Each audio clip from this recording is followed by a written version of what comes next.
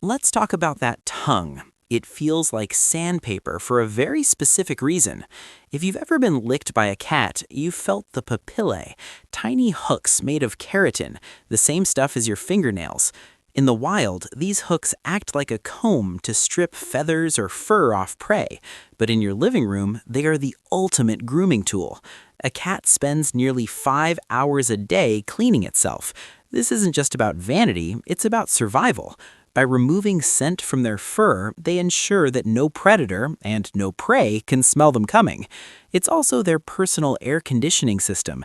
As saliva evaporates from their fur, it cools their body down, keeping them comfortable in the heat.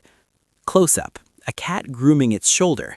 The camera uses a macro lens to show the tiny hooks on the tongue pulling through the fur.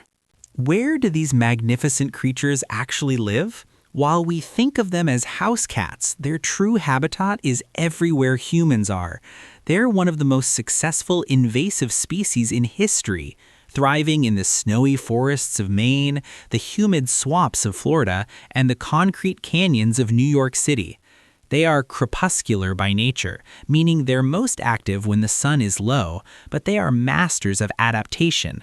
In the American wilderness, feral cats have carved out a niche that mirrors their ancestors, turning suburban backyards into hunting grounds that are every bit as dangerous for a mouse as the African savanna is for a gazelle.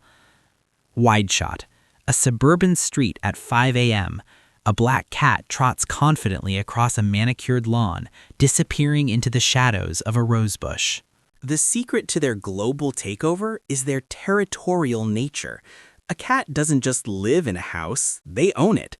They mark their kingdom using scent glands located on their cheeks, paws, and the base of their tail. When your cat rubs its face against your leg, it's not just being sweet. It's literally tagging you with its scent, telling the rest of the world that you belong to them. This scent mapping creates a complex invisible grid that gives the cat a sense of security. Without these markers, a cat feels vulnerable and exposed, which is why they often hide when moved to a new environment until they've had time to paint the walls with their invisible signature. Now, let's witness the masterpiece of feline behavior, the hunt. Watching a cat hunt is like watching a silent movie where the tension builds to a breaking point. It begins with the eye lock, where the cat's pupils narrow into slits to create a deep field of focus. They move in a creeping walk, where the back paw lands exactly where the front paw was, ensuring they don't step on a dry leaf or a creaky floorboard. This is the stealth mode of the animal kingdom. They can remain perfectly still for 10 minutes, waiting for the precise moment when the prey lets its guard down, their tail tip twitching with nothing but pure, focused adrenaline. Cinematic shot. A cat in tall, golden grass. It is belly crawling toward a cricket. The camera is at ground level, showing. Then comes the pounce, a sudden, violent explosion of energy.